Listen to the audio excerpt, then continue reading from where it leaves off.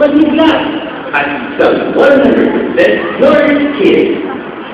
At dyan natapos ang ating 100% Nerd Book Story of the Day. Hanggang sa muli, paalam!